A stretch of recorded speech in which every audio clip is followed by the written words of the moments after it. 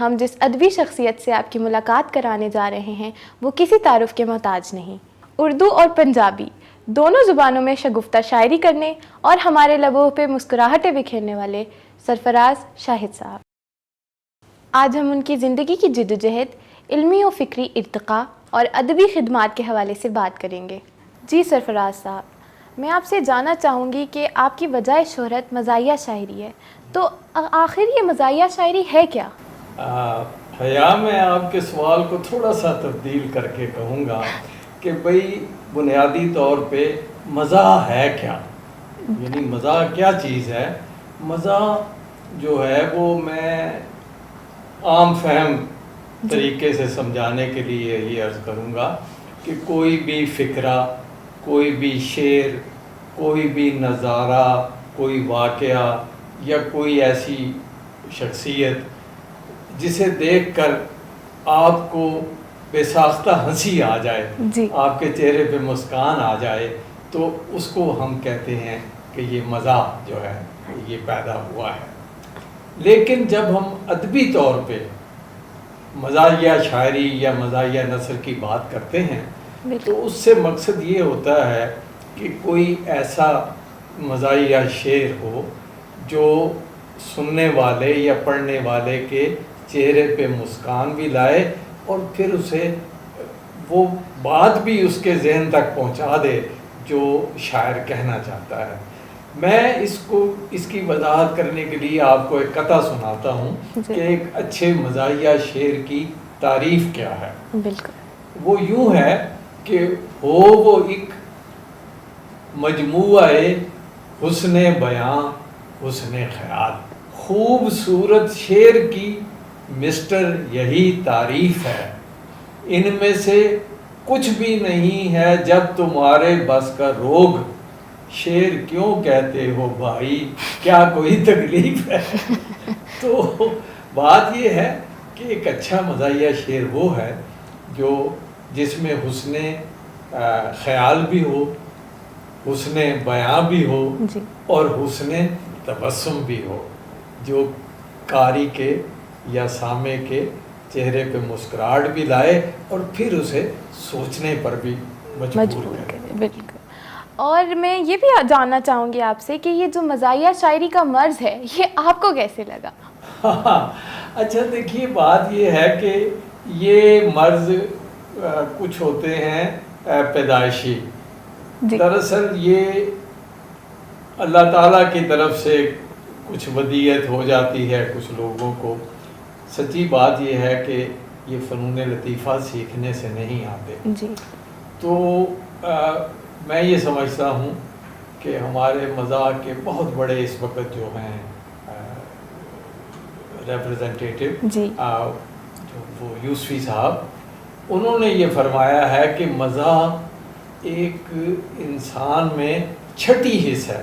یعنی عام طور پہ 5 حصے ہوتی ہیں نا، تو یہ ایک چھٹی حص ہے جو اللہ تعالیٰ کسی کسی کو دے دیتا ہے، اور جس انسان میں یہ حص ہو وہ مشکل سے مشکل رستے سے بھی مسکراتا ہوا اور نکل جاتا ہے. سرفراز صاحب، مجھے آپ یہ بتائیے کہ جو آپ کا پہلا شعر ہے وہ آپ نے کب کہا؟ دراصل میں نے جب اسکول میں جب دوسری تیسری جماعت میں پڑھتا تھا تو ٹوٹے پھوٹے میں نے شعر کہنے گھڑنے شروع کر دیے تھے، لیکن مجھے یاد ہے کہ پہلا مکمل شعر میں نے 4تھی جماعت میں لکھا تھا. اچھا، 4تھی جماعت. تو وہ اصل میں ہوا یوں، اس کی بیک گراؤنڈ میں آپ کو بتاؤں کہ ہماری جو کلاس ٹیچر تھی نا، وہ کیونکہ جونیئر کلاسز میں اس زمانے میں بھی خواتین پڑھاتی ہوتی تھیں، تو ہماری جو کلاس ٹیچر تھی وہ بڑی خوش طبع،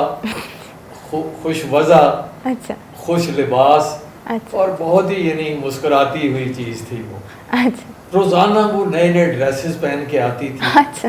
تو میں نے پھر وہ ایک دن اپنی ایک کاپی رکھی ہوئی تھی کتابوں میں، اس میں میں شعر لکھتا تھا، تو میں نے وہ ایک شعر لکھ دیا اس ٹیچر کے بارے میں کہ کبھی ساڑی پہنتی ہے کبھی لہنگا پہنتی ہے، کبھی ساڑی پہنتی ہے کبھی لہنگا پہنتی ہے، یہ جو کپڑا پہنتی ہے بڑا مہنگا پہنتی ہے. واہ. تو یہ کوئی 11 سال عمر تھی میری اس وقت جب میں نے یہ شعر کہا تھا. تو وہ میرے کلاس فیلو نے میڈم کو شکایت کر کہ جی یہ آپ کے بارے میں شعر لکھتا ہے. اس نے کہا کیا دکھاؤ کہاں کیا لکھا ہے. تو میں نے میڈم کے آگے کاپی کر دی. اس نے پڑھا اور آیا یقین کرو کہ اس نے مجھے دھمکی دی بجائے ڈانٹنے کے. اور اس نے کہا کہ بھئی یہ تو تم نے بڑا اچھا شعر لکھا ہے. اور چونکہ میں ذرا کلاس کے اچھے طالب علموں میں تھا اس لیے بھی وہ تو آپ بچ گئے سیف سائڈ پہ. اور بلکہ یہ پہلی حوصلہ افزائی تھی شاعری کے حوالے سے جو مجھے زندگی میں کسی خاتون سے ملی. اچھا واہ زبردست. تو یقیناً آپ سے تو کافی لوگ متاثر ہوں گے. میں جاننا چاہتی ہوں کہ آپ کن شعرائے رکن سے متاثر ہوئے؟ ہاں اللہ کا کرم ہے کہ میری شاعری میں مقبولیت اللہ تعالیٰ نے مقبول کیا میری شاعری کو. دراصل ہم جو کچھ بھی لکھتے ہیں جو کام بھی کرتے ہیں اس میں برکت اللہ تعالیٰ کی ذات ڈالتی ہے. اس کی برکت اگر شامل حال نہ ہو تو کچھ نہیں ہوتا. تو شاعری ہماری بہت مقبول ہوئی. کوئی ہماری 30-32 کتابیں ہیں شاعری کی اور مختلف چیزوں کی. تو میں ذاتی طور پہ جس شعراء سے متاثر ہوں ان میں پہلا نام تو حضرت اکبر الہ آبادی کا ہے. جو طنز و مزاح کے سب سے بڑے شاعر سمجھے جاتے ہیں. اور میں نے بچپن میں بھی ان کو پڑھا. پھر اس کے بعد کالج ٹائم میں آ کر مزید انہیں یعنی پڑھنے کا موقع ملا. پھر جو لیونگ پوئٹس تھے یعنی ہمارے جدید دور میں ان میں سید ضمیر جعفری بہت بڑے مزاح نگار تھے. وہ مزاح نگار بھی تھے اور شاعر بھی تھے مزاح کے. تو حسن اتفاق سے ان سے بھی ہماری دعا سلام ہو گئی. انہوں نے بھی میری شاعری کو بہت پسند فرمایا اور کئی سال تک ہمارا ان کے ساتھ اٹھنا بیٹھنا رہا. ان کا فیضان نظر بھی رہا ہمارے پر. تو جیسے آپ نے بتایا کہ آپ کافی ممالک بھی گئے باہر, تو یہ ایکسپیرینس کیسا رہا آپ کا؟ اور اسپیشلی یہ جو ہمارا جو پڑوسی ملک ہے انڈیا, ادھر آپ کا کبھی جانے کا ہوا؟ شاعری کی وجہ سے مجھے دنیا کے بے شمار ممالک میں جانا پڑا جہاں سے مجھے زیادہ تر مشاعروں کے دعوت نامے موصول ہوئے. ان میں امریکہ, کینیڈا, یورپ, مڈل ایسٹ کے ممالک اور پھر ایشین کنٹریز. اور ایشین کنٹریز میں بھی آپ دیکھیے ایسے ملک مثلا سنگاپور اور یہ نیپال سمجھے, تھائی لینڈ, ایسے ملک, اور بھارت میں بھی جانے کا اتفاق ہوا. اچھا وہاں حیدرآباد دکن جو ہے وہاں پہ ایک ادبی تنظیم ہے بہت بڑی, ان کو کہتے ہیں زندہ دوران دکن حیدرآباد. تو وہ تنظیم بہت بڑی ہے. ہر سال وہ ایک مزاحیہ کانفرنس اور مشاعرہ کراتے ہیں. لیکن شاذ و نادر وہ پاکستانی کسی کو بلاتے ہیں. لیکن ضمیر جعفری صاحب سب سے پہلے شاعر تھے جنہیں انہوں نے انوائٹ کیا. پھر عطاء اللہ قاسمی صاحب کو بلایا. پھر ایک موقع پہ انہوں نے دلاور فگار ایک ہمارے بہت بڑے شاعر تھے ان کو بلایا. اور میں چوتھا شاعر تھا جنہیں انہوں نے کوئی آج سے 2-2.5 سال پہلے اپنی کانفرنس اور مزاحیہ مشاعرے میں بلایا. جی, مزاحیہ شاعری کے ساتھ ساتھ آپ ہمیں مزاحیہ نثر کے حوالے سے بھی کچھ بتائیں. ہاں, مزاحیہ نثر کا یہ ہے, دیکھیے یہ دونوں چیزیں ساتھ ساتھ چلتی ہیں. بلکہ میں آپ کی دلچسپی کے لیے آپ کو بتاؤں کہ اردو ادب میں جو طنز و مزاح کا آغاز 17ویں صدی کے درمیان ہوا, اور یہ اس طرح ہوا کہ ایک ایسی شخصیت اردو ادب کو میسر آئی جو بیک وقت نثر نگار بھی تھی اور شاعر بھی تھی, اور وہ تھے حضرت میر جعفر زٹلی. تو مزاح کے حوالے سے تو کافی گفتگو ہو گئی. اب کیونکہ آج آپ ہمارے ساتھ ہیں تو ہم اس موقع کا فائدہ اٹھائیں گے اور ہم چاہیں گے کہ اپنا کلام عنایت کریں. اچھا وہ واقعی آپ نے ٹھیک کہا کہ آج میں قابو آ گیا ہوں آپ کے. تو نہیں، میرے لیے یہ باعث مسرت ہوگا کہ میں ناظرین کو کچھ کلام پیش کرتا ہوں.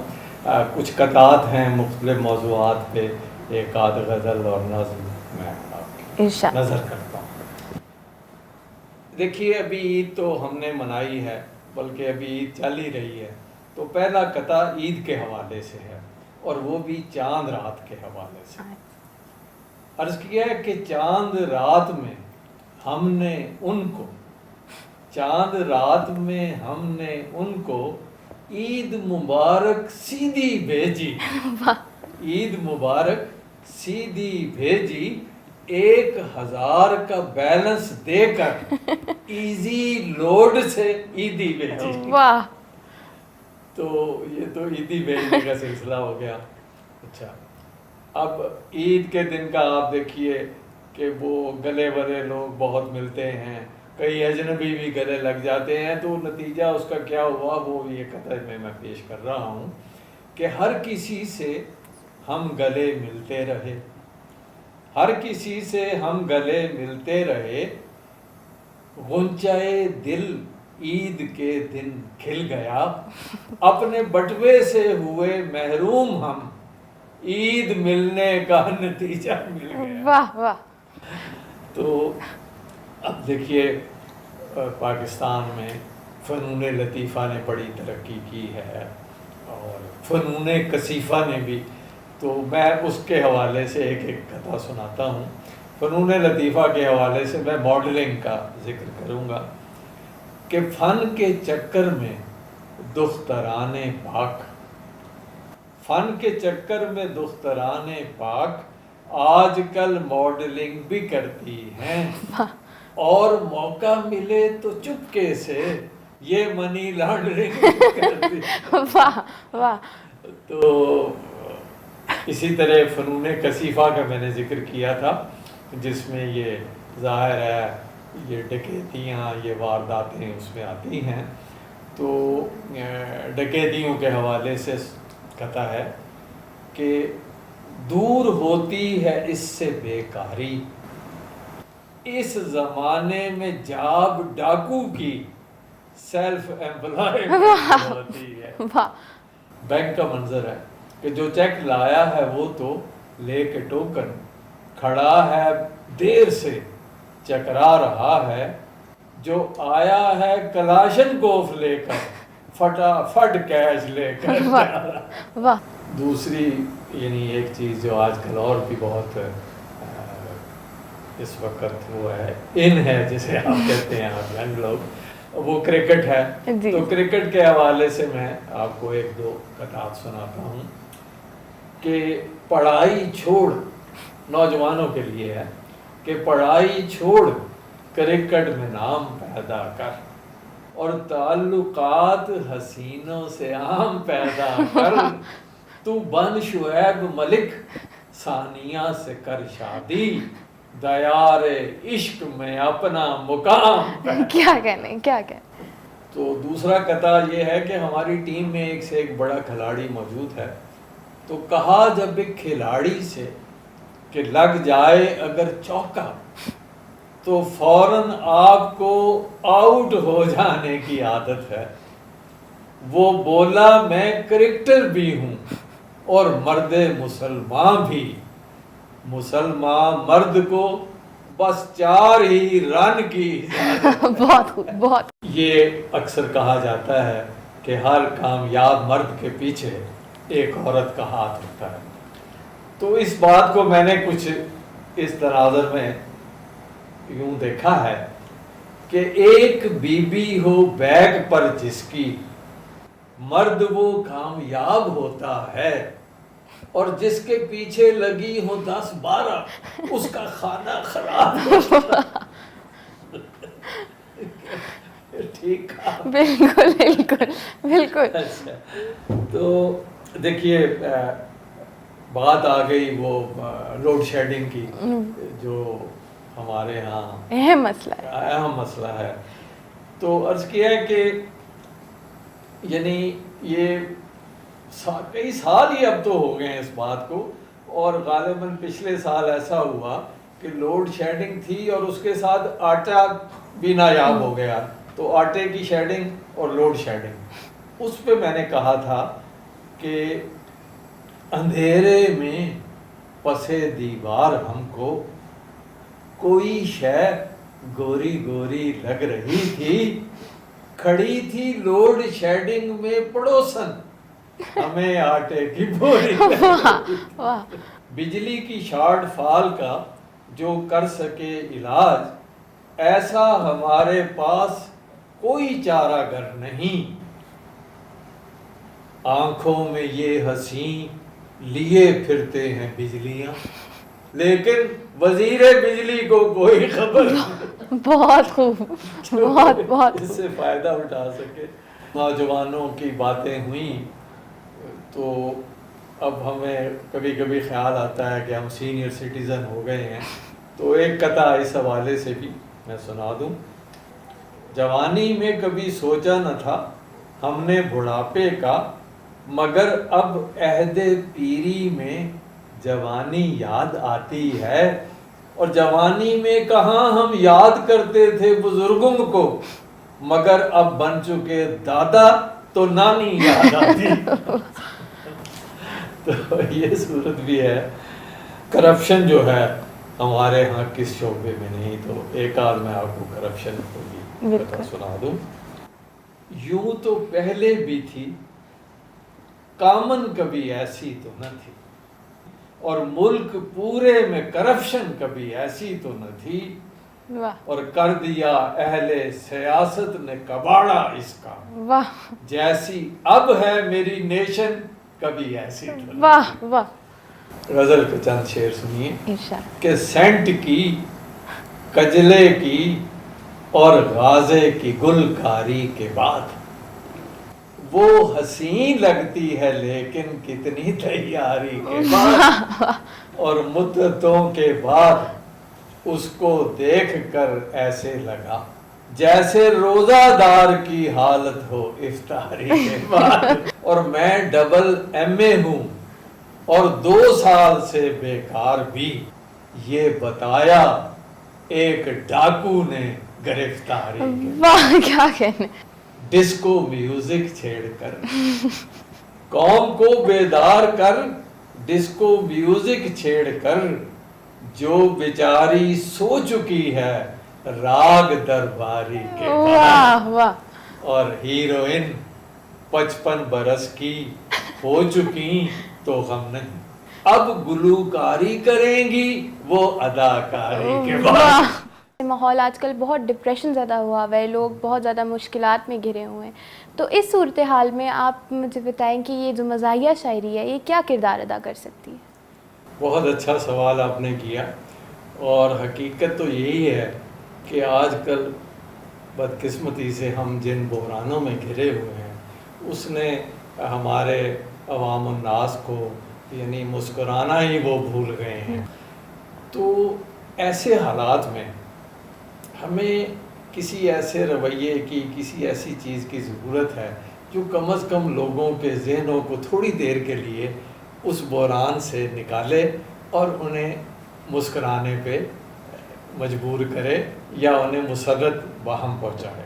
تو باہر کے ملکوں میں حیا میں آپ کو بتاؤں ایسی انسٹیٹیوشنز ہیں جہاں ہیومر تھراپی کی جاتی ہے، تو ہمارے ہاں تو ایسی کوئی انسٹیٹیوشن نہیں، لیکن پھر بھی ہمارے ٹی وی کے بہت سے چینل جو ہیں وہ مزاح کے نام پر پروگرام پیش کرتے ہیں۔ ضرورت اس چیز کی ہے کہ ہم کوئی ایسا ادارہ یہاں قائم کریں، یا جو ہمارے موجودہ ادبی ادارے ہیں جن میں اکیڈمی آف لیٹرز ہے یا نیشنل بک فاؤنڈیشن ہے یا اور اس طرح کر کے آرٹ کونسلز وغیرہ ہیں، تو وہ وہاں اس کا طنز و مزاح کے فروغ کے لیے، اس کی ترویج کے لیے باقاعدہ اہتمام کریں۔ جب تک مزاح جو ہے یہ آپ کی فطرت میں شامل نہ ہو، یہ اس کو اختیار نہیں کیا جا سکتا. موجود ہو تو پھر اسے ٹریننگ کے ذریعے، مشاہدے کے ذریعے، مطالعے کے ذریعے اس کو بہتر بنایا جا سکتا ہے. تو سر ہم آپ کا بہت شکریہ ادا کرنا چاہیں گے کہ آپ نے ہمیں اپنا قیمتی وقت دیا اور ہمیں اتنے اچھے اپنے اتنے خوبصورت کلام سنایا آپ نے. جاتے جاتے کوئی میسیج اگر آپ فینس کو دینا چاہیں. جی میں آخر میں 2-3 دعائیہ اشعار سنا کر اجازت چاہوں گا، کیونکہ ہمارے ہاں لوگ ہنسنا ہنسانا بھول گئے ہیں. تو دعائیہ اشعار یوں پیش کر رہا ہوں کہ اے خدا میری قوم کے افراد، اے خدا میری قوم کے افراد ایک تبسم کو اب ترستے ہیں. مسکراہٹ بہت ہی مہنگی ہے اور آنسو بہت ہی سستے ہیں. خود پہ ہم لوگ ہنس نہیں سکتے، دوسرے لوگ ہم پہ ہنستے ہیں. اے خدا قوم کا بھلا کر دے، اس کو ہنسنے کی خوب عطا کر دے. اس خوبصورت پیغام کے ساتھ حیا خرم آپ سے اجازت چاہتی ہے. اللہ نگہبان.